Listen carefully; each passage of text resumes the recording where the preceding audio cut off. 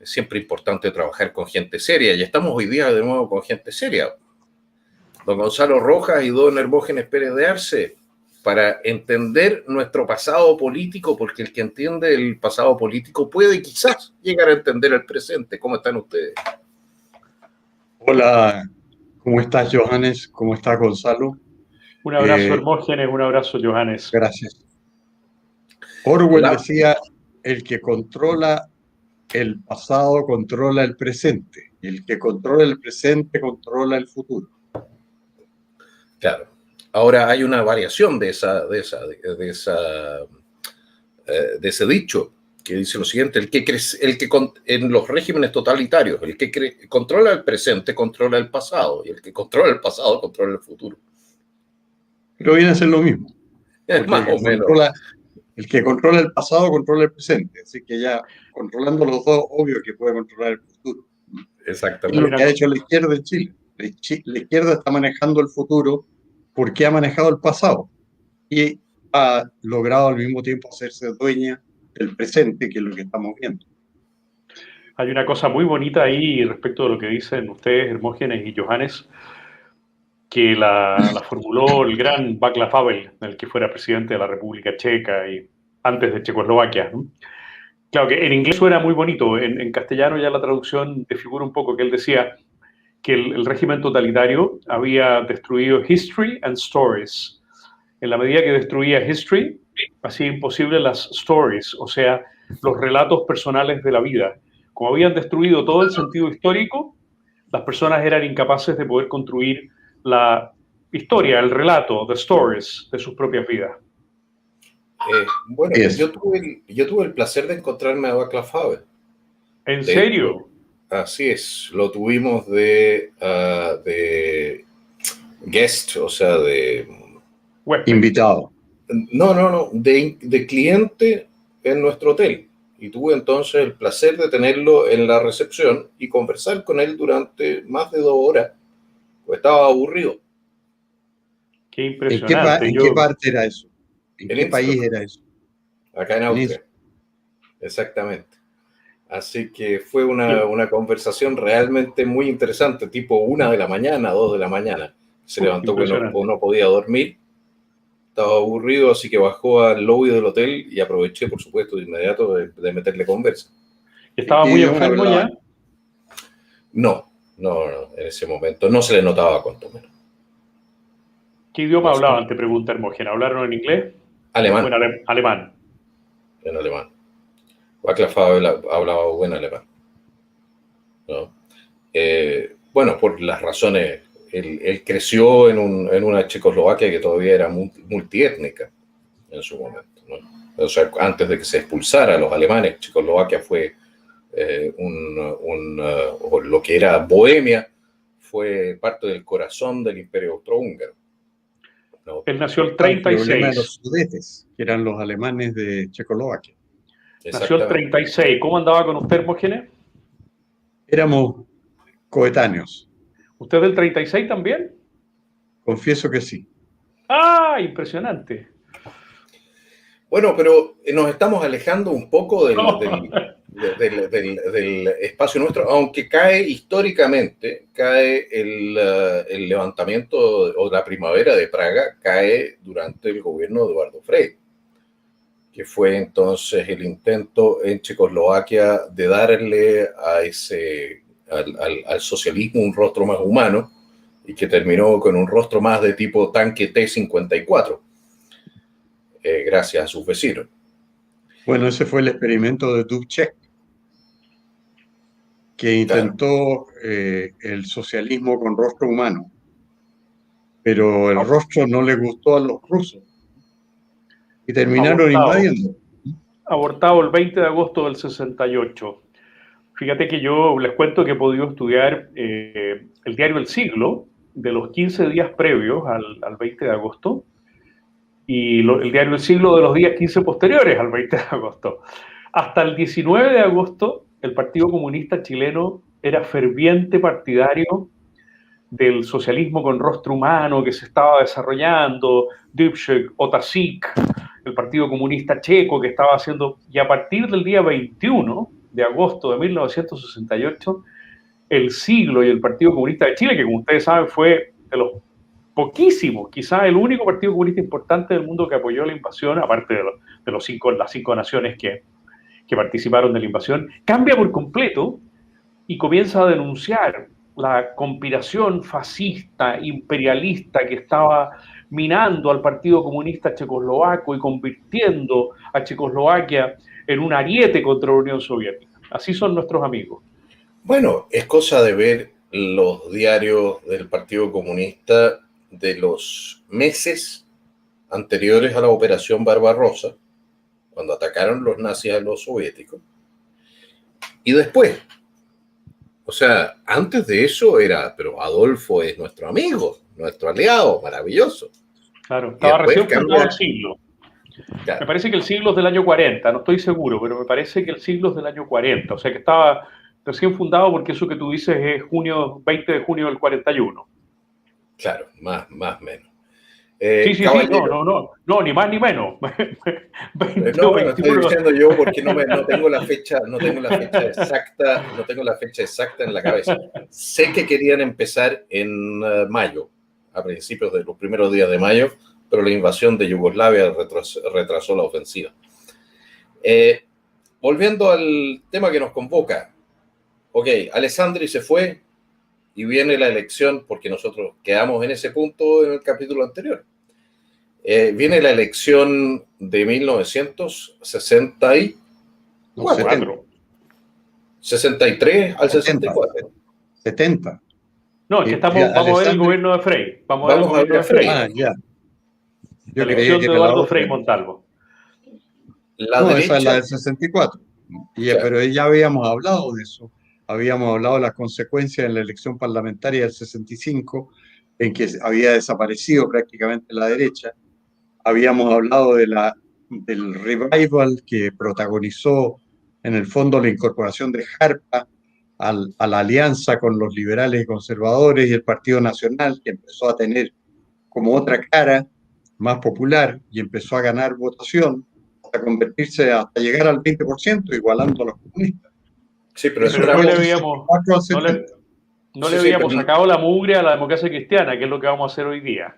Ese es el primer punto. Y el segundo punto es que no tocamos una serie de temas centrales, como son, por ejemplo, el levantamiento universitario del año 68, también en Chile. 67. El 67, disculpe, un año antes que en París. El crecimiento o la declaración de guerra del Partido Socialista a la democracia burguesa.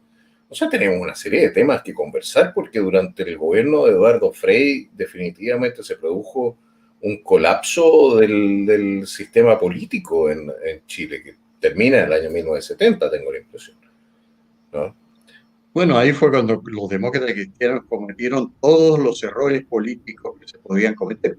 Que, desde luego, su electorado había sido un electorado predominantemente de derecha, si no, no habría salido elegido Eduardo Frei. Porque el Partido Demócrata Cristiano, que venía de la Falange, era un partido todavía pequeño. Y la fuerza la pusieron ahí liberales y conservadores, que eran partidos poderosos.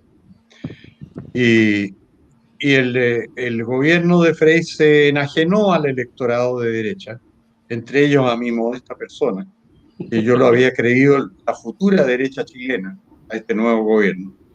Y me desilusioné rápidamente. Y por supuesto que me alejé de la democracia cristiana y pasé a ser opositor. Y ese fenómeno debilitó políticamente mucho al gobierno de Frei, pese a que tenía una mayoría parlamentaria que la había conseguido con esta imagen de que era la nueva derecha chilena. Pero se afirmó en su mayoría parlamentaria, que era contundente, y por lo tanto podía gobernar en ese sentido tranquilo. ¿Se acuerda cuántos diputados sacaron? Una cantidad enorme. 82. Qué barbaridad. Mayoría absoluta. Mayoría absoluta de la Cámara. Okay. Hay paralelos interesantes con Piñera, pero a eso podemos entrar un poco más tarde. De lo que yo digo, de lo que es la actividad política y la pérdida de respaldo. Gana Eduardo Frei con este concepto de la revolución en libertad. ¿qué era la revolución en libertad? ¿Qué era ese concepto? ¿Qué era lo que estaban prometiendo en ese momento? Bueno, él dijo cosas muy disímiles entre sí durante su campaña. Él estaba apoyado por la democracia cristiana y la derecha, pero él, en avisos que me llamaban mucho la atención en el Mercurio, decía que su gobierno iba a ser socialista democrático. Y la derecha ya estaba metida en esto y no tenía caso de argumentar nada porque Frey había dicho que no cambiaba una coma de su programa. La derecha, en el Panicus Dextrum, que bautizó nuestro amigo Gonzalo Rojas en el programa anterior, en medio de ese pánico no se atrevió a decir nada y aceptó que el gobierno fuera socialista democrático. Y efectivamente su programa fue socialista y el pie fundamental fue la reforma agraria, y la forma en que trataron de emularlo en otros terrenos fue la nacionalización del cobre, que se llamó chilenización, que fue pactada. Fracasó porque la izquierda empezó a aprobar que la fórmula de Frey de chilenizar el cobre significaba que las empresas norteamericanas ganaban mucho más plata que antes de ser chilenizadas. Y eso fue lo que reventó políticamente a Frei Montalva, porque él mismo se abismó de lo que había hecho, porque las pruebas eran contundentes de que a la gran minería norteamericana le convenía más la chilenización que la etapa anterior. Y trató de arreglarlo. Y entonces, un poco presionando y amenazando, consiguió que hubiera una segunda etapa de nacionalización del cobre que evitara estas ganancias excesivas que estaban obteniendo y modificar lo que habían pactado. Y lo consiguió. Pero y ahí se llamó nacionalización pactada. Pero la izquierda hacía su cosecha, naturalmente, que decía, este reformador demócrata y cristiano, lo único que está haciendo es enriquecer al imperialismo. Destruyó la clase agrícola chilena, destruyó la agricultura chilena privada. Eso fue lo que pasó en los hechos. Así que se explica el fracaso político de la democracia cristiana por todos esos factores que llevaron a que el candidato demócrata cristiano saliera tercero en la elección de 1970 y a que la derecha renaciera políticamente y a que la izquierda se fortaleciera mucho, porque en el fondo la izquierda lo que reclamaba era que el gobierno de Frei no era suficientemente revolucionario. A propósito, hagámosle una autopsia a la destrucción institucional durante Frei, porque yo he escuchado de una persona de mi más alto respeto que probablemente la destrucción que ha continuado hasta el día de hoy de la Corte Suprema se dio el día en que la Corte Suprema decidió que era constitucional expropiar sin pagar en efectivo durante el gobierno de Frei. Sin pagar. No, esa fue la ley. Esa fue la ley de reforma agraria. Pero se presentó un recurso de inconstitucionalidad contra esa ley y la Corte Suprema declaró que la ley era constitucional, eliminando con ello, la protección al derecho de propiedad.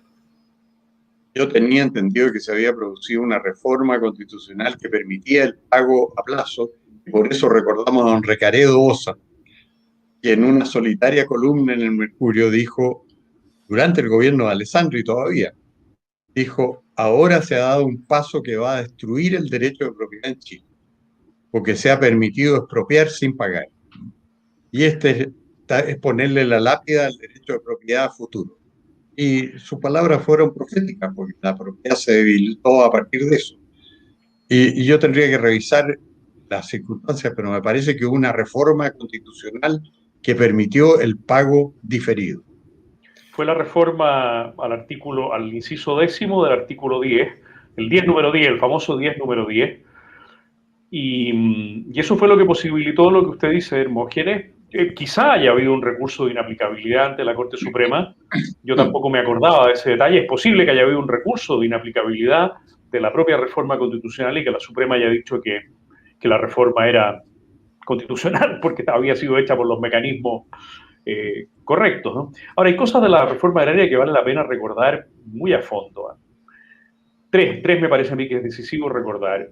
Lo primero, que los cálculos que hicieron, hoy está completamente demostrado que eran completamente erróneos respecto de la tierra disponible y de la calidad de la tierra. Eso está completamente demostrado hoy día en un libro fantástico de una historiadora joven que va haciendo un montón de entrevistas, pero que tiene una gran introducción, la chiquilla Cousiño. Queda clarísimo y lo tienen que reconocer ellos, que habían calculado mal. Primer punto. Segundo punto. Tanto Chonchol, INDAP, como Moreno, Cora, también han reconocido en ese mismo libro y en otros textos que el objetivo fundamental de la reforma agraria era lo que Hermógenes sugería: destruir un sector social en Chile. Que mentalmente eso era lo que primaba en esta gente, más que el aumento de la productividad, la entrega de la tierra para el que la trabaja. Se trataba de quitarle a ese sector social la posición que había tenido y que se la había ganado legítimamente con relación a la tenencia de la tierra. Y el tercer punto que no debemos olvidar nunca es la ley Elwin. Estoy juntando tres cosas que se juntan una con la otra, ¿no? Acordémonos que los propietarios, una vez que recibían la sentencia, es decir, la determinación de la expropiación, podían acudir a los tribunales. Pero la ley Elwin del año 70, cuando el proceso llevaba ya 3 años, porque la reforma constitucional es del 67, consistió en que se podía tomar posesión del predio, incluso durante la tramitación del juicio que habían entablado los legítimos propietarios respecto del decreto de expropiación. Y eso yo sé que hay agricultores que lo sintieron como el despojo sobre el despojo al cuadrado, porque primero les determinaban que los iban a despojar y segundo, ni siquiera permitían que funcionara un poder del Estado independiente como son los tribunales de justicia para ver si se estaba procediendo de acuerdo a derecho o no. Tienes toda la razón, es un recuerdo muy importante el que ha hecho Gonzalo, porque la ley Elwin demuestra que era la personalidad de Elwin, que tenía unas enormes contradicciones en su personalidad política. Elwin era, durante el gobierno de Frey, un tipo muy extremo, revolucionario. Yo recuerdo haber oído en la radio, porque se me quedan esos detalles para siempre, un discurso de Elwin durante el gobierno de Frey, vociferantemente expresivo, diciendo: y así como hemos hecho la reforma agraria, vamos a hacer la reforma industrial. Y quizás que iba a hacer eso, pero era una amenaza netamente populista y muy sorprendente. A mí me sorprendió mucho y por eso no se me olvidó nunca más, porque venía la reforma de las empresas y la agraria ya había provocado un desbarajuste gigantesco. Lo que apunta Gonzalo tiene toda la razón en el sentido de que tenía un propósito político, porque la verdad es que la propiedad de la tierra le daba a los dueños de los fondos de todo el país un poder electoral muy importante, porque siempre había una buena relación en general entre el campesinado y los propietarios. Siempre fue una relación armónica y los campesinos, que se los ha pintado como gente muy pobre, no era verdad eso. Tenían cada uno su derecho a una cuadra en media que la cultivaban, donde vendían sus productos. O sea, lo que se presenta como la remuneración magra de los inquilinos no era verdad. En el campo yo lo viví eso muy directamente en mis años de adolescencia y veía que tenían un buen pasar y que tenían y manejaban plata, y algunos incluso lograban habilidades en el manejo de la tierra que les permitían convertirse a su vez en propietarios, porque compraban predios en las vecindades y como conocían el oficio les iba bien. Conocí varios casos así. Incluso llevé uno a la Franja del Sí, que erróneamente no lo dieron en el aire después en la Franja del Sí, porque era un self-made man, hijo de un inquilino muy pobre que ahora era millonario después de aprovechar sus habilidades propias y el mercado.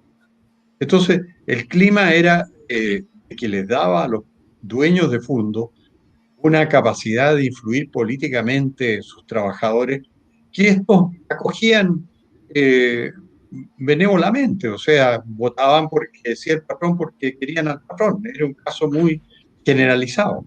Y ahí apuntaba la democracia cristiana, a destruir ese nicho electoral importante de la derecha, y de hecho lo destruyeron, junto con destruir toda la agricultura privada. Bueno, había una situación muy especial de un clientelismo a la romana en nuestros campos, era una cosa muy especial, o sea, el clientelismo suena mal, pero el principio o el sistema de clientelismo, como lo conocían en Roma, era un sistema de lealtades mutuas, era un sistema bilateral de lealtades y de apoyo. Y eso existía en los campos chilenos hasta cierto punto, naturalmente sin desconocer de que existían probablemente patrones como en todos lados, gente buena y gente mala, pero ese principio se mantuvo durante mucho tiempo. Por lo demás, a mí siempre me pareció bastante sorprendente la idea de la izquierda de hablar en Chile de latifundios, porque con el fin del mayorazgo automáticamente se iban subdividiendo sus predios con cada generación, ¿no? Por supuesto, O sea, por el solo operación del derecho de herencia se dividían las propiedades, era natural, y ya correcto. quedaban pocas propiedades de gran extensión, comparativamente pocas. Lo que pasa es que Eh, muchas propiedades de gran extensión eran ejemplarmente productivas, o sea, se producía muy bien. Un buen fondo grande estaba muy bien administrado, y eso se destruyó con la reforma agraria. Fondo grande realmente muy bien trabajado, muy productivo, multifacético, con producciones ganaderas, hortaliceras, de grano. Porque era una cosa que se sabía por generaciones, se transmitía el oficio y lo desempeñaban muy bien. Eso fue muy lastimoso cuando se destruyó completamente e incidió incluso en la caída de la producción de alimentos chilena y en problemas económicos en Chile, al destruirse una capacidad productiva muy grande que había dictada por centenares de años de tradición. no, y Lo que, eran cadenas integradas. Yo sé que, por ejemplo, tenías la ganadería, al mismo tiempo tenías la lechería, tenías la producción de grano los vacunos. O sea, todo el sistema estaba de alguna manera redondeado, tratando de maximizar eficiencia en un país que no estaba especialmente mecanizado, ni estaba tampoco con las conexiones viales o de infraestructura que hubiesen permitido una agricultura intensiva a la europea. O sea, tampoco era la alternativa. y lo que hemos Bueno, olvidado, Johannes, se me olvidó a mí decirlo, y es bueno que lo recordemos, es que estos caballeros se proponían hacer 100.000 propietarios y se les cayó el cero por la derecha, porque no hicieron ni un solo propietario, ni la democracia cristiana, ni el gobierno marxista de la Unidad Popular. Primero porque los colocaron en los llamados asentamientos durante la democracia cristiana, y después el gobierno de la Unidad Popular derivó hacia los centros de reforma agraria, los famosos CERAS, que no eran más que José. coljoses y colcoses a la chilena, granjas colectivas, en los que se apreció una fuerte resistencia de campesinos, algunos de ellos manipulados por la democracia cristiana, porque todavía tenía influencia e importancia en el campo, otros campesinos independientes o cercanos a sus antiguos patrones que dijeron, no, pues hasta aquí nomás llegamos. Llevamos 3 años, 4 años de asentamiento, y resulta que ahora vienen las ceras, unas entidades manejadas, por supuesto, por funcionarios estatales que, por supuesto, pertenecían a los distintos partidos de la Unidad Popular. Y que no tenían idea de agricultura. Pero es decir, y más encima el MIR metido en zonas como Malleco y Cautín, desde el año 67, 68, pero sobre todo durante la Unidad Popular, haciendo un palabra tan bonita, una actividad subversiva paralela, de la cual hoy día, 50 años después, seguimos viendo sus consecuencias. Hablemos del MIR. ¿Cuándo se funda? A ver, porque existe una relación. ¿El MIR era el aparato armado del Partido Socialista? ¿Lo estoy entendiendo bien? No. El MIR nace de la confluencia, depende de qué autor leas, ¿no? Si lees a Vitale, son como 14 grupos. Hay tantísima literatura sobre el MIR, el libro que más recomiendo sobre el MIR, vamos a abrirlo aquí porque lo recomiendo intensamente, es el libro de Sergio Salinas que se llama El Tres Letras.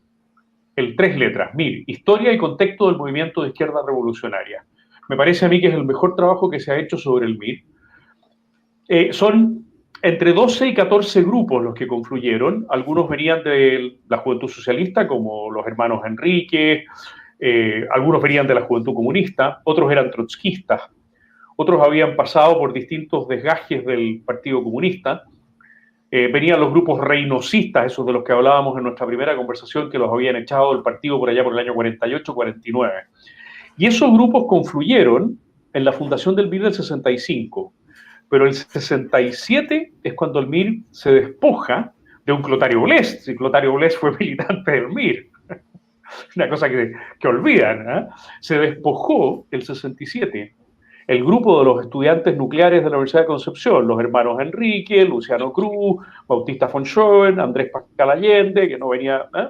Pero ese grupito se deshizo del resto y a partir del 67 son el MIR más nuclear que conocemos en su actividad de asaltos a bancos, de asesinato de carabineros, de expropiaciones, decían ellos, ¿no? A partir del 67 en adelante, y su actividad revolucionaria, como la comentábamos en Cautín y Malleco. Una cosa curiosa, Gonzalo, ya que nombraste a Clotario Blest. Yo no sabía que Clotario había entrado al MIR, pero él se quejaba amargamente, y es muy notable leerlo en la biografía de él que escribió una Mónica Echeverría, que también es una autora de izquierda, casada con Castillo Velasco, el rector de la universidad.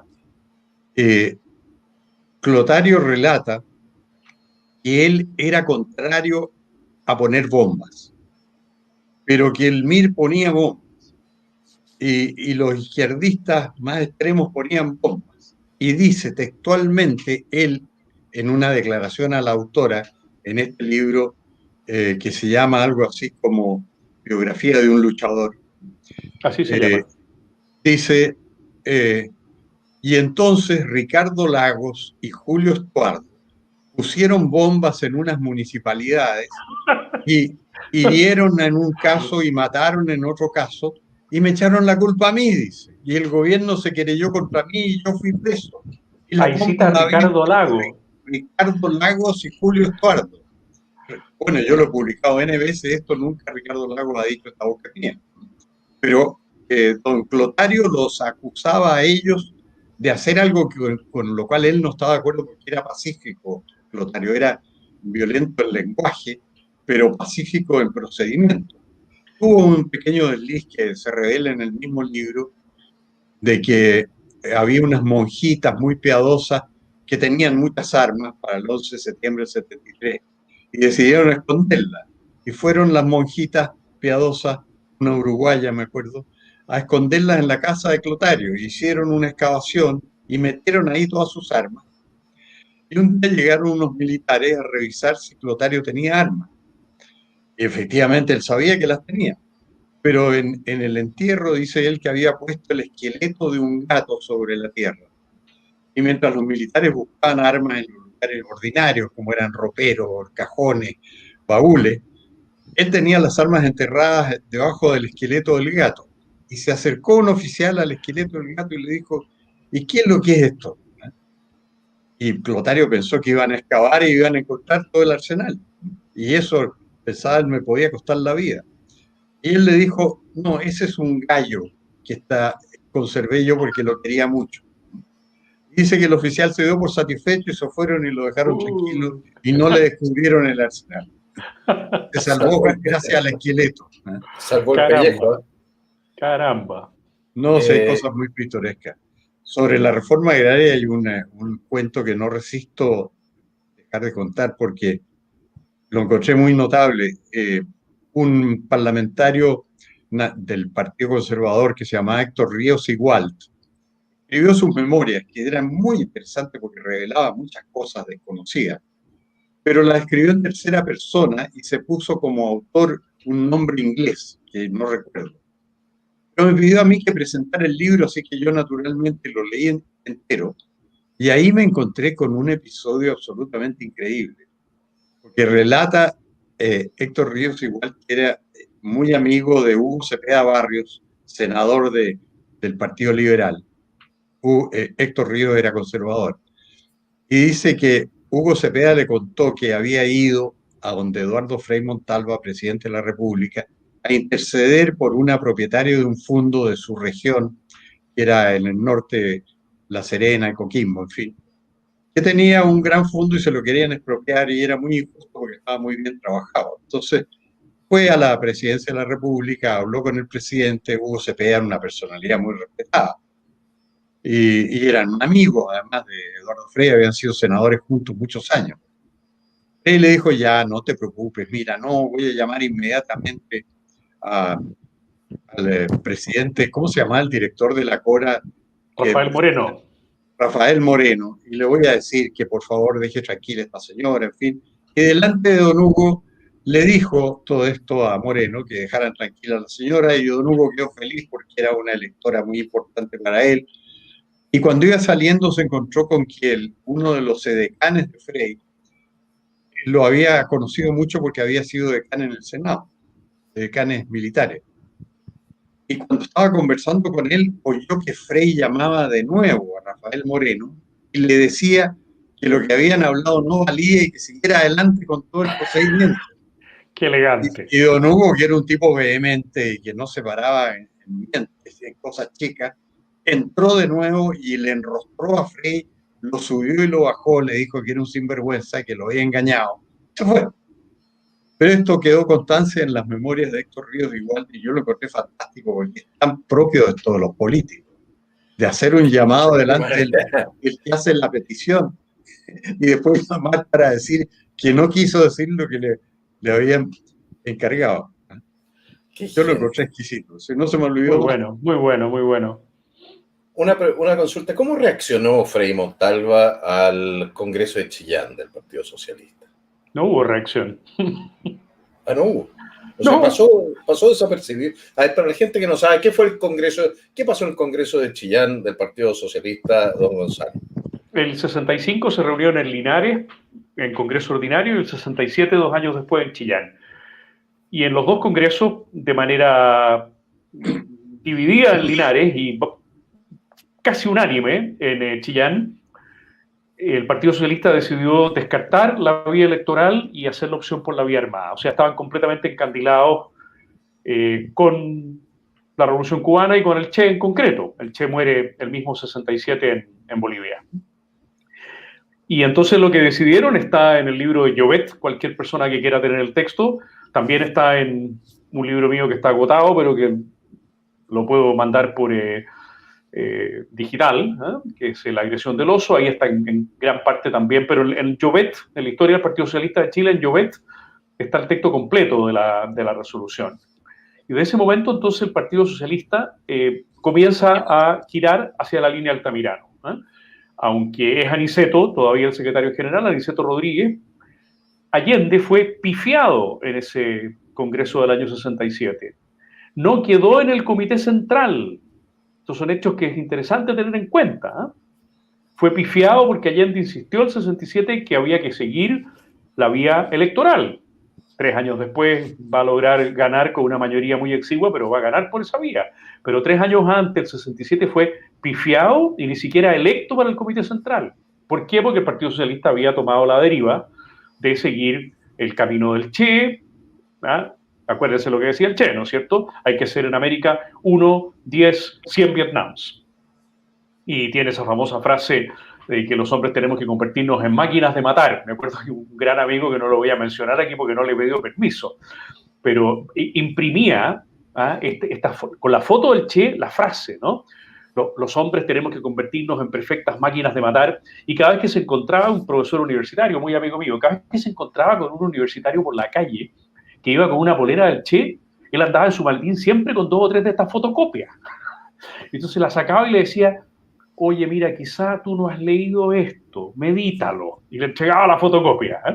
No pasó nada, Johannes, con la resolución del Congreso de Chillán del año 67. Toda la literatura que uno va leyendo ahora se divide en dos. Cuando uno dice literatura me refiero a los historiadores. uno de los más honrados dentro de la izquierda, que reconocen que fue un punto de quiebre en el partido, porque de ahí en adelante Altamirano ya se siente seguro para tomar el control del partido, como lo va a tomar en La Serena, el Congreso de La Serena el año 71. Y los otros, los menos honrados, que dicen, no, si eso fue solo retórica, si es que el partido tenía que decirlo para estar bien con la revolución cubana, a la cual los comunistas se habían ido sumando de a poco al ver que Castro se había convertido en un comunista abiertamente. Entonces, como en principio los comunistas no eran tan partidarios de la vía cubana, de la Sierra Maestra, entonces los socialistas tenían que decirlo para quedarse con el monopolio de la vía violenta. Pero eso es mentira, estaban completamente dispuestos a desarrollar la vía violenta. ¿Empezaron en ese momento en la creación de su aparato armado militar? No, bueno, sí, porque los helenos, el Ejército de Liberación Nacional del Che en Bolivia, los helenos son los chilenos que trabajaron para el Che en Bolivia, que metieron dentro del Partido Socialista esa organización, que después devino en una organización mucho menos conocida, pero más importante todavía, que es la famosa Organa. Bueno, cuando digo famosa, que no es muy famosa, son mucho más conocidos los helenos que la Organa. Y la Organa es la que organiza en enero, febrero de 1970 la Escuela de Guerrillas de Chauhuín, me parece que es el nombre exacto, cerca de Valdivia. Está relatado al detalle en un artículo que leí hace pocos días atrás, cómo el Partido Socialista le permitió a un grupo selecto de militantes meterse en la selva valdiviana. Les fue pésimo porque los terminaron pillando y los boinas negras les desbarataron el campamento, para organizar la Escuela de Guerrillas de Chauhuín. O sea, el Partido Socialista tenía en enero del 70, en plena campaña electoral de Salvador Allende, en marcha una escuela de guerrillas que era perfectamente consonante con las decisiones que habían tomado en el Congreso de Linares del 65 y de Chillán del 67. O sea, hubo un periodo antes de que ellos empezasen a trabajar su aparato militar. Es que ese ya era un germen de aparato militar. Ya había. Okay. Sí, mira, yo estoy trabajando en paralelo con este libro del cultivo del odio. Cuando uno trabaja un libro, descubre que tiene material para otro. Eso lo tiene que haber pasado Hermógenes muchas veces, ¿no es cierto? Que uno dice, pero es que aquí hay otro libro distinto, que lo voy a dejar en barbecho. Y resulta que me he dado cuenta que el libro que tiene que quedar en barbecho una vez que yo termine el cultivo del odio es el libro sobre el desarrollo de los aparatos militares en Chile, de los aparatos militares de la izquierda. Bueno, de hecho, la actividad militar subversiva existía y por eso la Policía de Investigaciones y Carabineros detuvieron a mucha gente del MIR.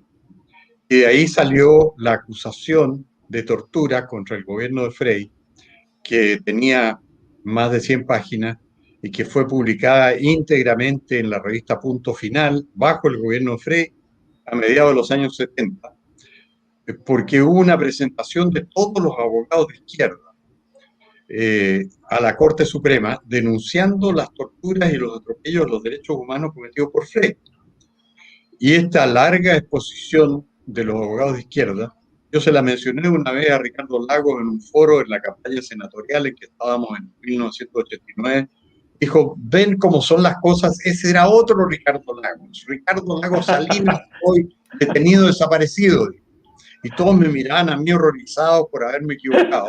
Y era él, efectivamente. Y esa tarde Máximo Silva, que era mi lugarteniente en la campaña, fue a la Biblioteca Nacional y sacó la comprobación de que era Ricardo Lagos Escobar el que había firmado la denuncia ante la Corte Suprema. Bueno, esa denuncia detalla circunstanciadamente todas las torturas contra los presos del MIR y la profesora Magali Honorato, que se suicidó en la celda, y el profesor francés Fabre, que se le rompió un tímpano y el gobierno de Frei lo expulsó del país. Y el gobierno francés no dijo nada. Pero cuando hablan de las torturas se olvidan convenientemente de que tanto Frei como Allende fueron acusados de practicar las torturas sistemáticamente. Frei fue acusado por los diputados de izquierda, que eran muchos, numerosos, 60, 70, Y Allende fue acusado, bueno, nada menos que por el acuerdo de la Cámara que dice que, del 22 de agosto del 73, que dice que se torturaba sistemáticamente a las personas a las cuales se tomaba preso bajo la Unidad Popular, y los casos más destacados eran mis dos distinguidos colegas diputados, Maximiano Errázuriz y Juan Luis Sosa, que fueron torturados por la policía política de Allende. Si era una práctica. Además, en el caso de Osa es espectacular la tortura porque fue en un sillón de antigua data que había en el cuartel de investigaciones de Rancagua, que estaba hecho para aplicar electricidad. Y ahí lo notable es que lo interrogó después de recibir la electricidad, que hasta se le cayó el pelo a Juan Luis Osa. Lo interrogó Víctor Toro, alto dirigente comunista, que era, por algo era subdirector de investigación en ese tiempo. Y después tuvo que desaparecer de la política porque a la primera vez que aparecía yo salía diciendo fue el que torturó a Juan Luis Osa en persona en Rancagua. Así que los comunistas lo mantuvieron en una segunda línea y no pudo aspirar a nada significativo, ni siquiera en el gobierno de Allende. Una última observación quería hacer, que en los congresos socialistas del año 69 y el 71, ya bajo Allende, se renovó el compromiso socialista con la lucha armada, más o menos en las mismas palabras, y con una votación también, si es que no unánime, absolutamente mayoritaria. No existía en los años, o sea, anterior al año 70, la prohibición para organizaciones de tipo político o de otro tipo de participar de la formación de grupos armados. Por supuesto, Johannes. Está en la Ley de Seguridad del Estado, promulgada el año 58, cuando se deroga la Ley de Defensa Permanente de la Democracia, aunque ya había una Ley de Seguridad del Estado anterior, y esa es la legislación que permite la acusación contra José Toá, ya entrando en Lupé, pero es que es muy interesante, cuando a José Toá se le acusa en los primeros meses del año 72, sobre todo por el comportamiento que ha tenido el gobierno y la policía respecto de la marcha de las cacerolas del 1 de diciembre del 71. Se le acusa por la negligencia que tiene respecto de la aplicación de la Ley de Seguridad del Estado hacia los grupos que portan armas y que están organizados militarmente. O sea, esa legislación estaba perfectamente vigente, pero se hizo mucha vista gorda con la actividad del MIR. La policía solía decir investigaciones que no lograba encontrar. Esto es muy parecido al exdiputado Gutiérrez. Estoy hablando del periodo de Frey. Sí. Los miristas, con mucha frecuencia, los miristas no eran habidos. No eran habidos. Las órdenes de los tribunales de detención, la policía de investigaciones decía, no, mire, no sabemos dónde están. Muy parecido al exdiputado Hugo Gutiérrez. No se les podía encontrar. Y paralelamente los tipos daban conferencias de prensa, Miguel Enrique, Bautista Fulchowen, Luciano Cruz, que morirá trágicamente. Daban conferencias de prensa, pero no podían ser habidos. Bueno, ustedes saben que eso tuvo importancia histórica porque lo que determinó el 11 de septiembre fue porque el 11 de septiembre fue gatillado por un papel que envió el almirante Merino a los generales Pinochet y Lee, diciendo que el día D era el 11 y la hora H las 06:30, y que firmaran mostrando su aquiescencia porque era elemental que estuvieran todos de acuerdo, y si no era gravísima la situación. Y ambos firmaron. Eso desató el 11. ¿Y qué desató el papelito? Que Merino un día domingo en su casa estaba viendo un programa de televisión nacional en que aparecía don... Carlos Altamirano. No, don Óscar Guillermo Garretón. Ya. Que había ido a levantar a la Armada y a soliviantar a los marinos de baja graduación para que se tomaran todos los barcos y todos los establecimientos de la Armada. Y el almirante Merino había ordenado al fiscal naval querellarse contra Óscar Guillermo Garretón y se había despachado orden de detención contra Óscar Guillermo Garretón. La policía de investigaciones contestaba que no lo podía encontrar por ninguna parte, y el almirante Merino decía, pero ¿por qué no toman preso a este tipo que vino a alimentar la subversión dentro de la Armada? Le decían porque no lo encuentran en ninguna parte. Y el almirante Merino en su cama un domingo ve que Oscar Guillermo Carretón está en el programa Estado Nacional, se llamaría, no sé si ya se llamaba así, de Televisión Nacional, opinando a sus anchas y sin ningún temor de que alguien lo pudiera detener. Y ahí, dice Merino, lo dice en sus memorias, yo decidí que esto no podía durar un día más. Y ahí decidió mandar el papelito a Santiago al día siguiente, el día lunes. Y bueno, el martes ya fue el 11. Otro de los querellados, perdona Johannes, para complementar a Hermógenes, otro de los querellados era Carlos Altamirano, que ese mismo día había hecho su famoso discurso del Caupolicán y tampoco era habido. Bueno, la explicación, eso nos explica, por supuesto, también el homenaje que le hizo nuestro actual director de investigaciones a quienes mantuvieron la lealtad al régimen el 11 de septiembre de 1973 hasta la última bala en la moneda. Pero estamos saltándonos del periodo, porque eso es para el próximo capítulo. Y nosotros tenemos que quedarnos en el gobierno de Frey.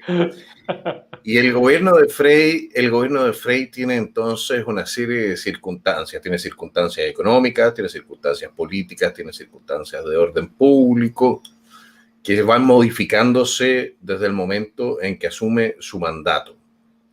Dennos una idea general de cuál fue el proceso durante esos 6 años.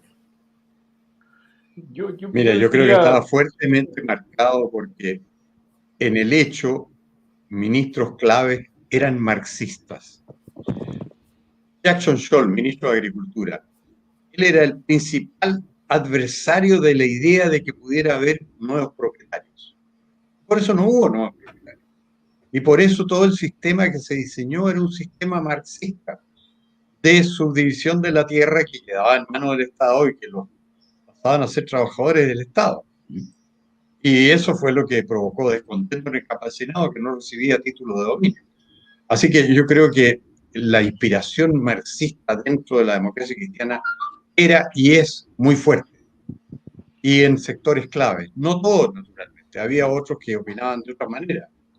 Pero la fuerza del ideario de la extrema izquierda caló muy hondo en la democracia cristiana y fue determinante para que tuviera un gobierno de corte izquierdista que lo condujo al fracaso y condujo a lo que todos sabemos en el año 70.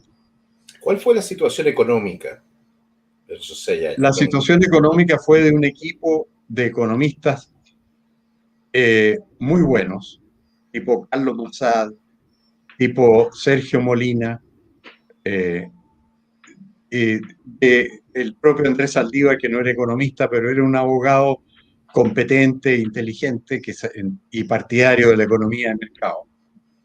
Y entonces el equipo económico de Frey se comportó con mucha responsabilidad. Y esto dio origen a una anécdota impagable, que no es una anécdota, es un hecho histórico.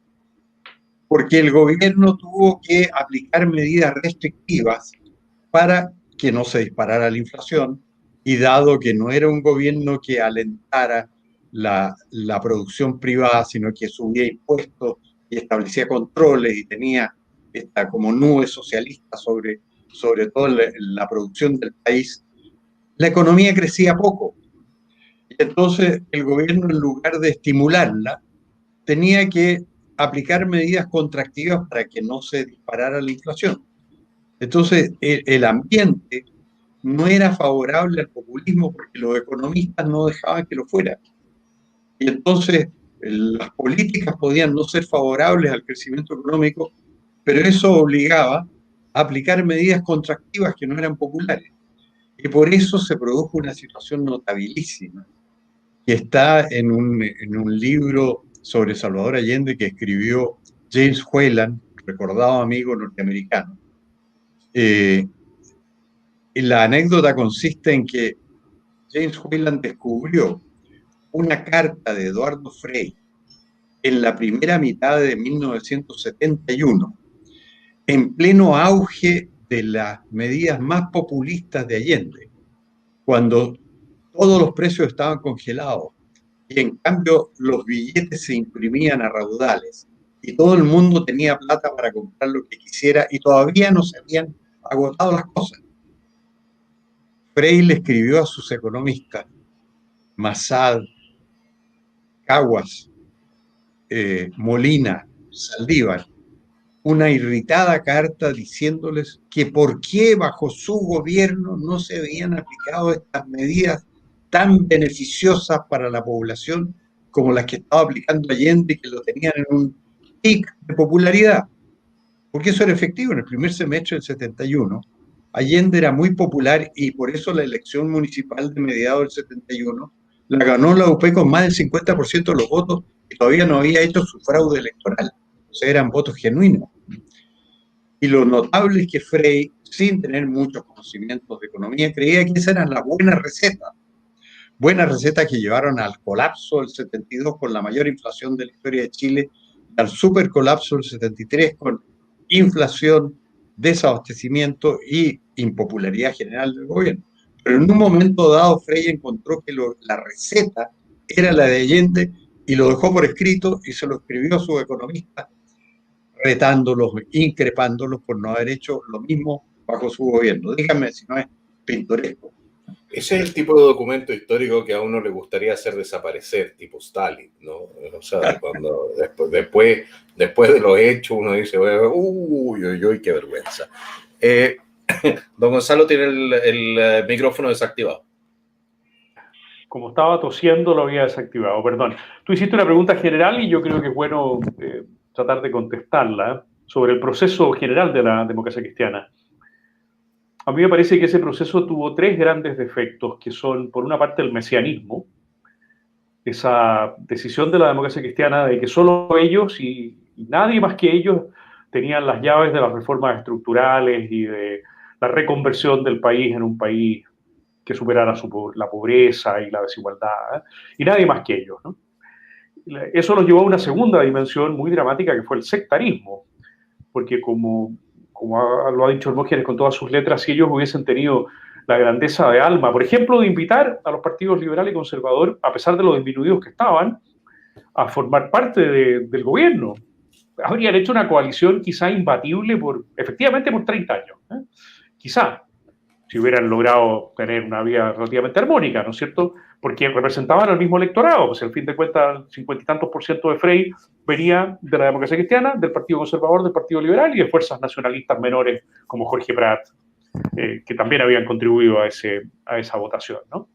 O sea, mesianismo, sectarismo y una tercera dimensión de todo el proceso democrático cristiano que es muy dolorosa, que es el clericalismo. O sea, cómo ellos siempre invocaron la doctrina social de la Iglesia de manera unívoca. O sea, es lo que la democracia cristiana está aplicando y no otra cosa. Oiga, y yo como católico no puedo tener otra interpretación de esos principios que son más generales. No. Los cristianos tenemos que ser demócrata cristianos y los cristianos que no son demócrata cristianos son explotadores, latifundistas, personas sin sensibilidad social. Bueno, esto venía, por supuesto, desde la vieja disputa del año 46 por las candidaturas presidenciales de ese año, ¿no es cierto? Desde el 46 que se venían peleando conservadores tradicionalistas y conservadores social cristianos. Pero en la década de los 60 el clericalismo se hizo verdaderamente un virus al interior de la democracia cristiana. Y algunos de ellos eran tan clericales, que incluso habiendo seguido de la democracia cristiana al MAPU el año 69, se fueron del MAPU en el 71 porque consideraron que el MAPU era algo así como un nuevo partido marxista y fundaron la izquierda cristiana. O sea, seguían con la obsesión de que no se podía actuar en política siendo cristiano si no era en esta vertiente de socialismo comunitario. Bueno, eso no se ha mantenido, la alianza de la democracia cristiana con un partido que ha quemado más de 150 iglesias en Chile los últimos 5 o 6 años. Nos muestra que evidentemente la democracia cristiana ha sido capaz de hacer un salto cuantitativo y cualitativo en cuanto a lo que es su percepción del rol de la iglesia. Por lo visto, hoy en día, según la democracia cristiana, efectivamente la única iglesia que ilumina es la que arde. Oye, pero yo, como siempre, a las 7 tengo que hacer mutis por el foro. Bueno, nosotros vamos a seguir aquí respondiendo dudas, preguntas y consultas, pero una consulta antes de ir cerrando su participación, don Gonzalo, porque aquí entramos al tema de la universidad. pues las universidades jugaron un rol importantísimo en lo que fue la preparación, yo diría ideológica, de lo que fue entonces el colapso institucional que se produce el año 70 y para adelante. Pero yo creo que es un tema que demanda mucho tiempo. ¿Sí? ¿Sí? Incompatible con los deberes lo debiéramos tomar como bisagra, porque como la reforma universitaria va del 67 al 73, y después viene la verdadera reforma universitaria, la que realmente ha permitido... hacemos un capítulo especial, ¿o no? Claro, ahí lo podemos meter en el programa próximo, tomar desde la toma de la Católica el 11 de agosto del 67 y proyectar eso hacia adelante. Yo aprovecho de recordar que mañana es el aniversario de la Fundación de Carabineros de Chile, y que obviamente que para todos hoy día no es indiferente la situación que vive Carabineros, cómo los tenemos que apoyar, cómo los tenemos que considerar en nuestros pensamientos, los creyentes en nuestras oraciones, en el afecto. Yo cada vez que, cuando se puede circular por la calle en Chile, cada vez que me encuentro con un carabinero por la calle, hago lo que tantos otros chilenos hacen. Me paro, le doy las gracias, le digo que muchos chilenos los apoyamos, y es conmovedor cómo ese jovencito, esa jovencita que están ahí de punto fijo, cansados, se expanden cuando ven que hay personas normales. ¿Quién es uno? Un tipo normal de la calle, que les da las gracias. Así que yo creo que es muy importante que en las circunstancias dramáticas que está viviendo Chile reforcemos esa dimensión. Y también recordar lo de siempre, Johannes y Hermógenes, perdonen, que tenemos en Foro Republicano nuestros grupos de formación para que los que quieran nos puedan escribir, y que todos los libros, tanto de Hermógenes como míos, están disponibles por distintos métodos, por Amazon, me parece, los de Hermógenes, en Mercado Libre, los míos. Yo los dejo a ustedes conversando. Tengo otro compromiso siempre los lunes a las 7. Le agradezco muchísimo a Hermógenes una vez más haber compartido su sabiduría con nosotros. A Johannes las excelentes preguntas que nos hace. Y nos veremos, si Dios lo quiere, el lunes próximo, ¿no? A las 6, para seguir hablando de estos temas. Lunes próximo mismo, muy bien, ahora mismo lugar, y en la banda aquí ven entonces el enlace, o sea, el correo electrónico del profesor. Adiós, Gonzalo. Un abrazo, Hermógenes, un abrazo, Johannes, igualmente. Y perdonen mi salida algo abrupta. Ningún problema. Muy bien. Yo tengo ahora, como estamos en la hora, y este es un canal capitalista que cumple con sus compromisos, porque eso es lo que hace el capitalismo, ¿no? O sea, yo doy algo, a mí me dan algo y todo el mundo está contento. Y como nosotros cumplimos con ese tipo de interacción, que es la base de toda sociedad libre, aprovecho de agradecer, por supuesto, a mis auspiciadores, que son Magenta Capital, que es una fintech que te permite abrir una cuenta corriente en Suiza 100% online y sin costo, ideal para proteger y aumentar tu patrimonio en estos tiempos difíciles en Chile a través de distintos instrumentos financieros, con la seguridad y respaldo de un banco suizo. Y quiero también agradecer a Halle Propiedades, que es el mejor corredor de propiedades de Chile. Si usted, señora, señor, quiere hacer un negocio tan importante como un negocio inmobiliario, póngase en las mejores manos, en manos responsables, puntuales, honestas. Póngase en manos de Halle Propiedades, no se va a arrepentir. Y por último, recomendarles a todos el suscribirse al canal alternativo que se llama El Nacional Libertario en Vivo, que está aquí también en YouTube, suscribirse a los canales en plataformas alternativas, el Nacional Libertario en BitChute, en Odysee, tenemos también Johannes Kaiser, lo encuentran en Twitch, nos encuentran en Gap, nos encuentran en Facebook, bajo el Nacional Libertario, para que tengamos una cierta seguridad en materia de que nunca sabemos cuándo aquí se le para se sienten pisados la cola los señores de YouTube y nos terminan transformando en una de las víctimas más de sus campañas de censura anticonservadora, antiliberal y todo lo que corresponde. Don Hermógenes, ¿qué le parece si le respondemos un par de preguntas al público? Con mucho gusto, dispuesto a recibirlas. Perfecto, entonces veamos qué dudas, preguntas, consultas tenemos en el listado. Pregunta don Pablo, consulta ideológicamente el gobierno de Frei Montalva, ¿en qué se apoyaba? ¿En la DC alemana? ¿Era un partido realmente demócrata en esos años? Bueno, eran demócratas en el sentido que respetaban las libertades individuales, la libertad de expresión, respetaban menos el derecho de propiedad. Los agricultores sufrieron ellos en ese sentido. O sea, en ese sentido, la democracia cristiana no fue plenamente democrática porque la base de la democracia está en el derecho de propiedad.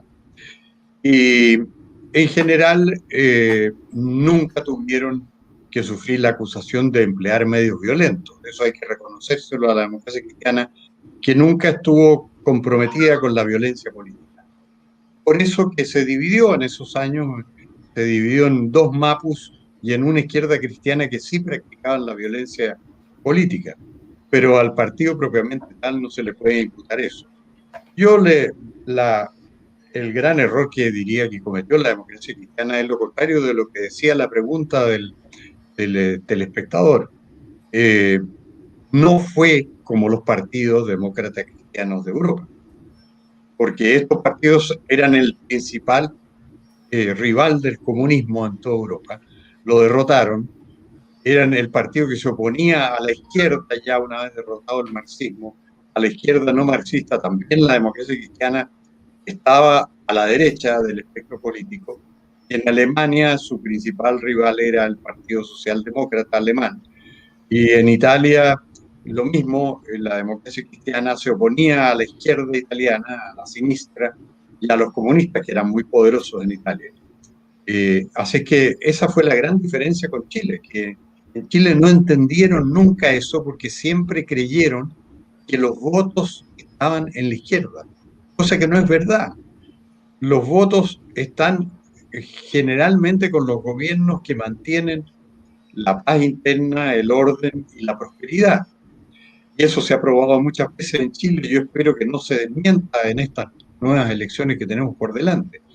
Pero la democracia cristiana cometió el error de creer que las principales votaciones del mundo popular estaba a la izquierda. Y en eso se equivocó. Como se equivocó, salió última en la elección presidencial de 1970 y de ahí en adelante comenzó su decadencia política. Bueno, hay una vertiente distinta entre la democracia cristiana alemana, la italiana y la chilena, porque la democracia cristiana alemana o italiana no tienen un fundamento en ideas del fascismo. Nunca lo tuvieron. Mientras que la democracia cristiana integra las ideas que son de izquierda, porque son nacidas de Benito Mussolini, de la tercera vía, las integra en su pensamiento. Bueno, la democracia cristiana nunca ha tenido muy claramente una ideología. Los jóvenes conservadores que constituyeron la Falange lo hicieron porque vieron que era muy popular en Europa el fascismo. Ellos eran fascistas y por eso se pusieron el nombre del Partido Fascista Español. Los partidos de derecha no tenían esos criterios. Los partidos de derecha el conservador era tradicional, partidario de las libertades públicas, pero del respeto al derecho de propiedad, y a lo que se llamamos una economía capitalista. El Partido Liberal estaba un poco más al centro, pero también tenía básicamente un pensamiento de derecha. Entonces la democracia cristiana, cuando se constituyó, encontró más atractivo estas novedades de Europa. Tú mencionaste a Benito Mussolini. Benito Mussolini creó el fascio, de ahí viene la expresión fascismo. El fascio es un ramo de espigas unidas, que unidas son más fuertes. Y eso es lo que se llamó el fascismo. Él era compañero de trabajo y de ideas de Gramsci. Trabajaban juntos, eran periodistas juntos. Y eran ambos socialistas. Benito Mussolini después evolucionó hacia su propia doctrina, digamos, pero su raigambre era socialista. Y su pensamiento era fascista. A él no le gustaba la democracia porque encontraba que el poder debía estar constituido por corporaciones, el fascio de todas las uniones de trabajadores, pero no era que el pueblo pudiera libremente expresarse lo que buscaba él, sino que estas corporaciones manejaran el Estado. Iba a ser manejado por grupos afines al poder, que es en lo que ha consistido siempre el fascismo, que les gusta el corporativismo, les gustan los gremios organizados, no el ciudadano libre, no les gusta mucho. Y esa es la gran diferencia entre los movimientos que tienen una inclinación fascista y los movimientos de derecha que son libertarios, que son partidarios de la libertad personal. Ellos la limitan. Acá hay una gran pregunta, porque decía, grande don Hermógenes, mi padre me decía que durante el gobierno de la democracia cristiana se prohibió el libro Frei el Kerensky chileno, de Fabio Fidigal da Silveira. Cuéntenos un poco de esa prohibición, porque no es muy respetuosa de la libertad de expresión, tengo yo la impresión, o sea, de la libertad de expresión, tengo la impresión. Bueno, lo que pasa es que lo que logró el gobierno de Frei al prohibir el libro fue que fuera el libro más leído de Chile durante muchos años. Porque en Chile opera el mercado, siempre ha operado el mercado. Y si lo controlan, opera el mercado negro. Y el libro Frei el Kerensky chileno, desde el momento en que lo prohibió Frei, apareció en todas las veredas de Santiago. Y era muy fácil comprarlo. Y yo lo tengo, porque lo compré. Así que el gobierno, en ese sentido, Frei mismo se pisó la huasca. Porque, la reacción, no hubiera dicho nada, nadie le habría dado mayor atención a esta obra. Pero como lo prohibió, se convirtió en un gran bestseller clandestino. Y se vendía en todas las veredas, porque en Chile la piratería de libros es una cosa inevitable, porque el mercado tiene su propia fuerza. La sufren todos los autores, y me llama mucho la atención que autores de izquierda los he visto que tienen éxito en sus publicaciones. Me acuerdo que la autora del libro Los zarpazos del Puma, por ejemplo, que fue un éxito editorial tremendo, a pesar de que contiene falsedades manifiestas, que yo las he denunciado en mi artículo, ella se iba a las calles a perseguir a los que estaban vendiendo su libro en las veredas, porque esos libros obviamente no le reeditaban derechos de autor a ella. Se descubre el derecho de propiedad cuando uno es el afectado, ¿no? Claro, es la famosa historia que cuentan de los rusos, que cuando un campesino ruso le preguntaban si era partidario de que el que tuviera 2 caballos fuera privado de uno para entregárselo a otro que no tenía caballos, y decía sí, sí, sí. Y el que tiene 2 gallinas, no, en ese caso no, porque yo tengo 2 gallinas. Claro, uno cuando lo afectan personalmente es muy distinto. Así que pasó eso con el libro Frei el Kerensky chileno, que era un libro que bastante leído en Brasil, donde la patria de su autor. En Chile había llegado normalmente y todos lo consideraban parte del debate político, pero cuando lo prohibieron, porque se empezó a vender bastante, naturalmente, en las librerías. Cuando lo prohibieron, se fue a las veredas y ahí se convirtió en un absoluto bestseller no oficializado, pero todo el mundo lo compró. Y yo lo tengo a haber comprado también en la vereda. Fue bastante profético por lo demás, ¿no? Dice entonces Piero Barbano, don Hermógenes, en un programa de TVN, el 2014, ya nos saltamos un par de años, mientras Larraín decía que era imposible, pero dijo que iban a votar la Constitución. ¿Podría comentarlo? ¿Usted predijo el colapso de la Constitución? Mire. Bueno, estaban en un intervalo lúcido en ese momento probablemente, porque no me acordaba de ese programa en que yo hubiera predicho eso, pero me alegro de don Piero Barbano que se acuerde. Claro, yo miraba con mucho pesimismo todo este lenguaje de que había que cambiar la Constitución, porque no era un tema que le interesara a los chilenos, a la ciudadanía. En las encuestas, yo las he mirado, las encuestas. 3%. Era el penúltimo tema de preocupación ciudadana entre 20. El penúltimo era reforma constitucional, muy poco. El último solía ser derechos humanos, que también se habla mucho, pero a la gente en general no le interesa. Cuando los políticos lo ponen de moda, ahí la gente empieza a decir en las encuestas que sí le interesa. Y es lo que han hecho con el tema de la Constitución. Los políticos lo pusieron de moda y hicieron que la gente se interesara. Y ya todo el mundo ahora se interesa y hay un enorme sector que es representado por el apruebo, que obviamente cree que la Constitución es la gran solución a todos los problemas nacionales, lo cual nunca ha sido, porque la solución de los problemas que más angustian a la gente no proviene de las constituciones. La mejor solución a veces proviene de la Constitución en el sentido que garantiza la libertad personal y ese es el mejor sistema a una sociedad. Y puede ser destructiva de la libertad personal la Constitución y ahí determinar el fracaso de la sociedad, como pasó en Venezuela, que tuvieron una Constitución al gusto de Hugo Chávez y eso ha contribuido a la verdadera destrucción de Venezuela.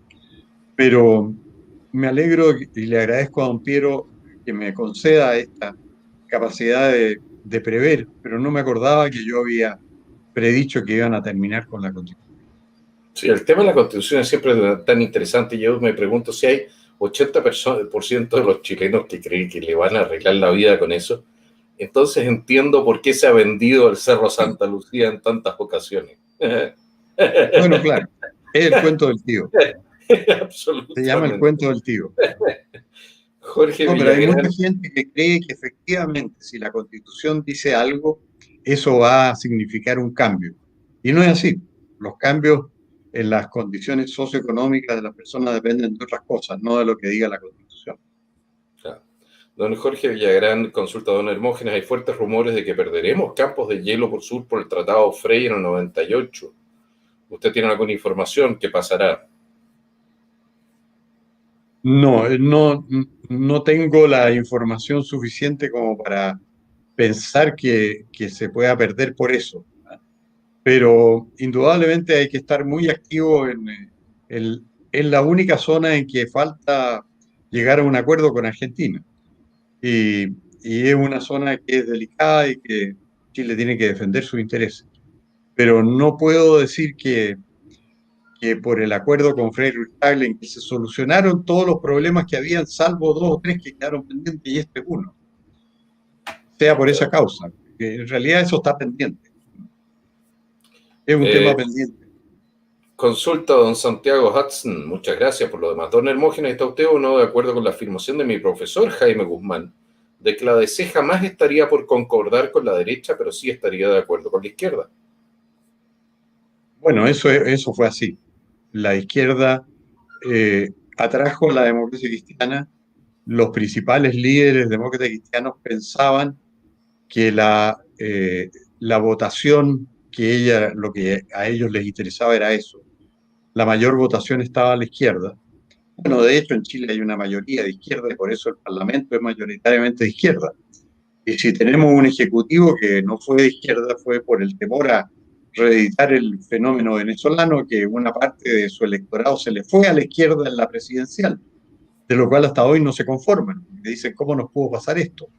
Porque ellos tenían como el 55% en las parlamentarias y en la presidencial tuvieron nada más que el 45%. Así que se les fue una parte del electorado por temor a que ellos hicieran lo que han hecho en Venezuela. Yo no sé si se conserva ese 10% de gente que normalmente votaría por la izquierda y que ante la posibilidad de verse sometida a un régimen socialista a la venezolana, se va para la derecha. Sería la gran esperanza nuestra en las elecciones finales, de que Chile pudiera salvarse por una votación popular. Lo ha hecho siempre ante las crisis y por eso yo tantas veces he citado los episodios revolucionarios del 49, del 57, después de los cuales el electorado pedía orden, derecha, tranquilidad y libertad. No sé si lo va a volver a hacer este año, porque he visto que ha cambiado mucho la formación de la gente, que la gente habla mucho en términos de izquierda, como si en el colegio hubieran sido ya adoctrinados. Bueno, es que fueron Así que adoctrinados en el colegio, efectivamente. por los resultados de las elecciones que podrían consagrar un régimen de izquierda que podría ser lo peor para el futuro de Chile. Nos consulta aquí, acá hay una buena consulta. Don Hermógenes, Emilio Luis Maluenda, del Partido Nacional, en el programa de López Tapia, dijo que Pinochet eliminó a los nacionalistas en favor de la UDI que lo traicionó. ¿Es cierto? ¿Él es keynesiano? Saludos. No, lo que sucedió fue que el sector nacionalista que apoyaba a Pinochet no simpatizaba con la economía libre. Eran partidarios porque tenían una raigambre corporativista. Eran partidarios de un régimen más intervencionista del Estado y no de un régimen de libertad económica, de libre mercado. Y en eso chocaban con los Chicago Boys. Lo que pasaba es que los Chicago Boys se sentían más afines a la UDI, justamente porque la UDI le respetaba. Jaime Guzmán yo lo hablé mucho con él personalmente esto. Jaime Guzmán decía, mira, yo les hago caso a ustedes en lo que hablan de economía, porque yo no tengo preparación económica, así que acepto lo que ustedes dicen. Debe ser así, o corriéndose. Pero él no tenía un punto de vista en materia de políticas económicas, sino que confiaba en que las recetas de los Chicago, principalmente de personas como Sergio de Castro, Pablo Barahona, Álvaro Bardón, en fin, eran las ideas correctas. Y a Pinochet le pasaba lo mismo. Un ministro de Pinochet, que era civil, Fernando Lenis, almorzando en el Mercurio, donde él había sido gerente, después pasó a ser ministro, nos decía, mira, la persona que mejor se entiende con Pinochet es Sergio de Castro. Cuando necesitamos convencerlo de algo a Pinochet, le mandamos a De Castro para que lo convenza. Porque Sergio de Castro sabía explicarle muy bien y lo convenció de la bondad de los puntos de vista de la economía de libre mercado. Y eso a los nacionalistas no les gustaba, pero no había nada político. Fue una opción técnica que hizo Pinochet, instintiva. Como era un intuitivo y tenía bastante acierto en eso, eligió el buen camino, porque podría haber elegido un camino intermedio, como le sugería Sergio Nofrejar para el año 82, que adoptara una economía más intervencionista, pero esas economías intervencionistas terminan muy mal, o sea, terminan en general no solo con descontento popular, sino que con dificultades económicas muy serias. Terminan en situaciones como la Argentina, bueno, y el caso extremo es Venezuela.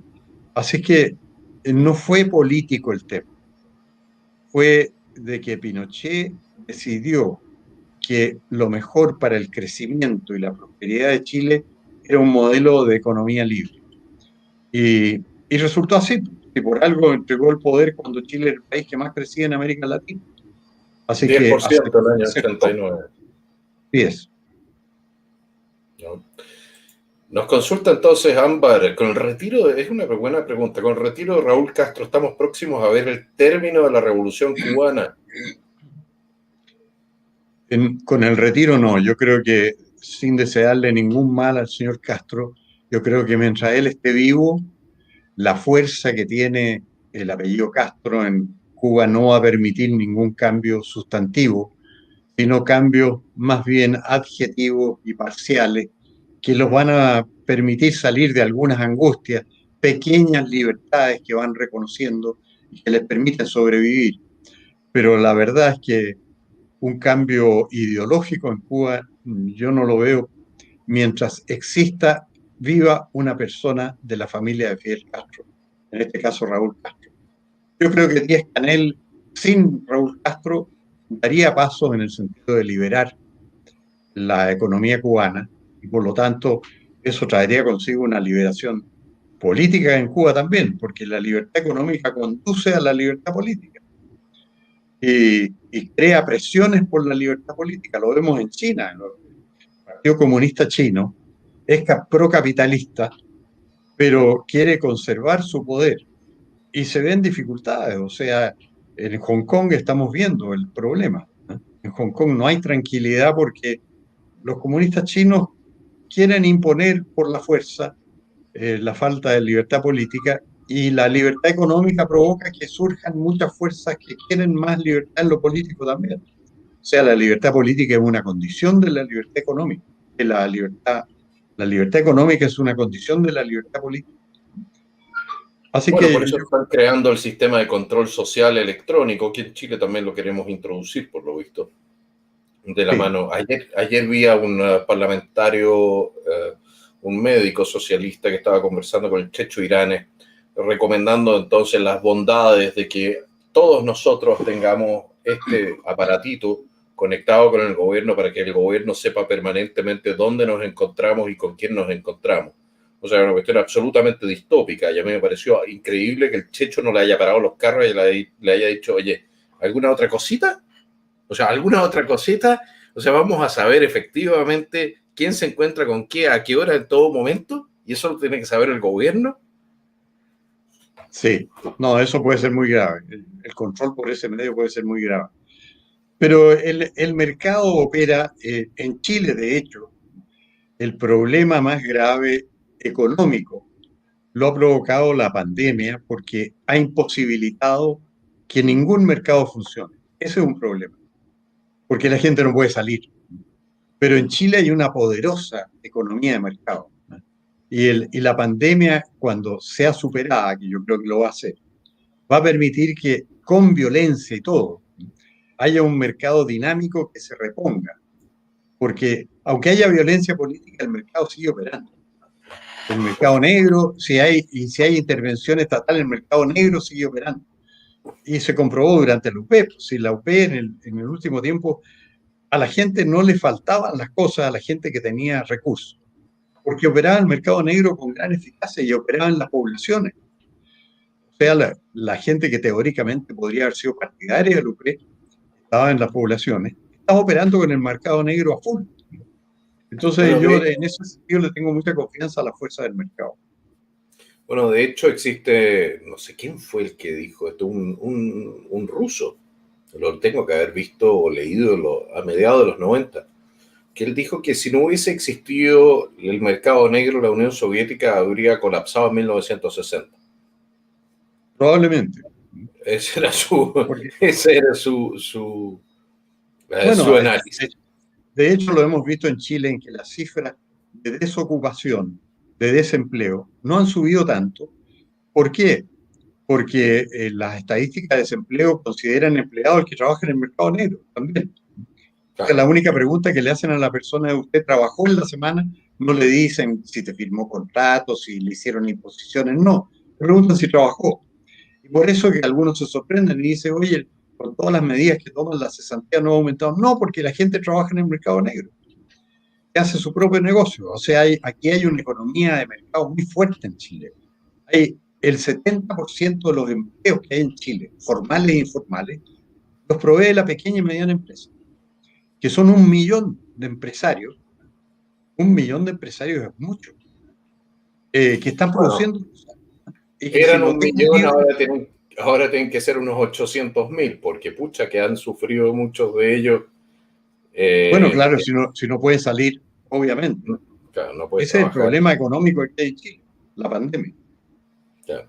Bueno, también las medidas, al final es la intervención estatal, porque la intervención estatal termina provocando desórdenes en esa materia. La pregunta es si la intervención se justifica, pero no voy a comentarlo más en este canal, porque cada vez que lo comenta llega a YouTube y dice, ¿sabe qué más? Usted está entonces discutiendo sobre medidas del gobierno y eso está prohibido, lo cual a mí me parece tan típico de sistemas totalitarios.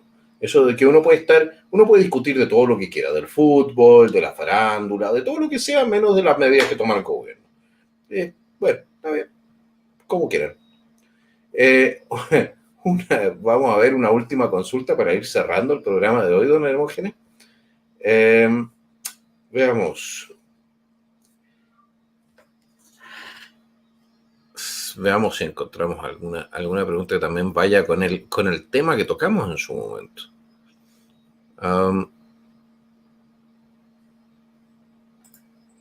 Pablo Mann consulta si pudiéramos ubicar la situación de Chile de hoy en un año del pasado. ¿Estaríamos más cerca de qué año y por qué? Bueno, el Chile de hoy se parece en materia de orden público, se parece al tiempo de la Unidad Popular. porque aquí apenas se levantan un poco las restricciones propias de la situación sanitaria, cunde el desorden. En tiempos de la Unidad Popular había un gran desórdenes públicos. Sí hay que reconocer que la izquierda en esos años no hacía lo que hace ahora, que es saquear, incendiar. Atacaba, sí. No se podían hacer marchas porque los izquierdistas la reprimían por la fuerza. La famosa marcha de las cacerolas, que fue idea de las mujeres de centro derecha. Ahora la aprovecha la izquierda, claro. Pero la marcha de las cacerolas fue reprimida con violencia por las juventudes marxistas, que las atacaron a las mujeres, dejaron algunas inválidas y todo eso. Hasta se hizo una película en que se retrató todo eso. Así que en ese sentido el país se parece al periodo de la Unidad Popular en la alteración del orden público. Lo que es inédito es todo el tema que ha tenido que ver con las medidas sanitarias. No lo habíamos vivido en esta generación. La última gran peste que hubo en Chile fue el año 21, 1921. Y tuvo efectos desastrosos, en fin, pero pasaron y quedaron olvidados. Así que el país yo creo que está muy condicionado ahora por la situación sanitaria. ¿Qué va a pasar? Yo estoy seguro que va a pasar. ¿Cuándo? No sé, pero se ve que la gente sí se vacuna, no se contagia. Si no se contagian, van desapareciendo las restricciones, se va recuperando la normalidad. Yo tengo fe en eso. No sé si las cuarentenas han sido muy efectivas o no, pero han provocado un daño económico gigantesco. Y una vez que cese eso, el país se va a normalizar más. La violencia va a seguir imperando, indudablemente, porque no tenemos un gobierno que aplique la mano firme a los desórdenes y a los atentados.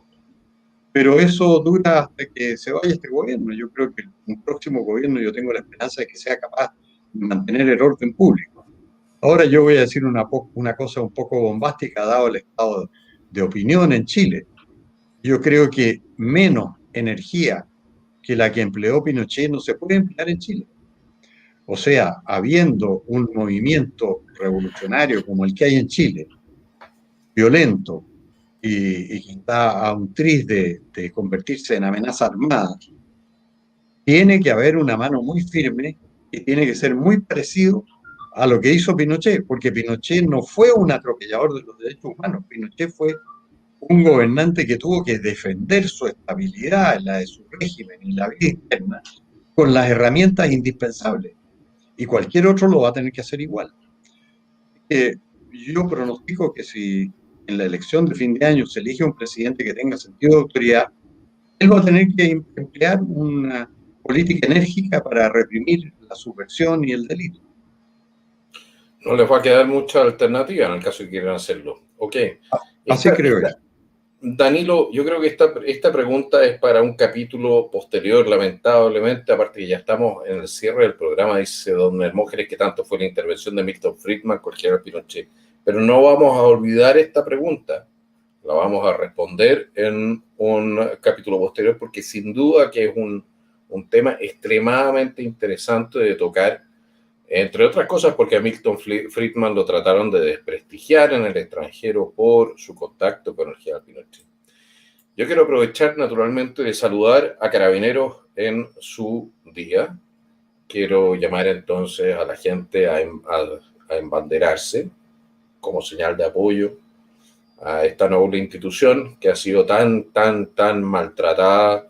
Sabemos de que en todas las instituciones hay problemas, pero de todas las instituciones de Chile que requerirían realmente de un repaso por parte de la población, yo creo que Carabineros no está primero en la lista, sin duda que no. Y siendo una de las mejores policías del mundo, y sin duda la mejor policía de Latinoamérica, yo quiero aquí agradecerle a Carabineros entonces por su trabajo, por su sacrificio, por arriesgar el pellejo por la gente honesta de nuestro país. También por la gente tonta, porque resulta de que Carabineros sale a defenderte y no te pregunta cuál es el carnet de partido que tienes, ni por quién votaste. Así que, bueno, mis agradecimientos personales Por supuesto, mis agradecimientos a don Hermógenes Pérez de Arce, que nos ha acompañado hoy día una vez más.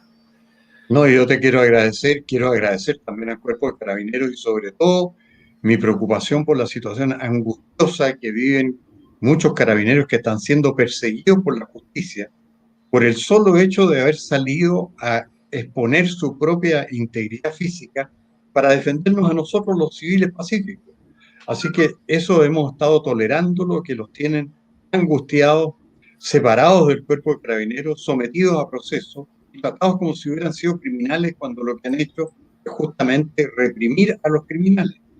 Eso lo considero una situación de máxima preocupación y hemos dejado abandonados a algunos carabineros que piden verdaderos llamados de auxilio para poder defenderse de la persecución judicial que están sufriendo.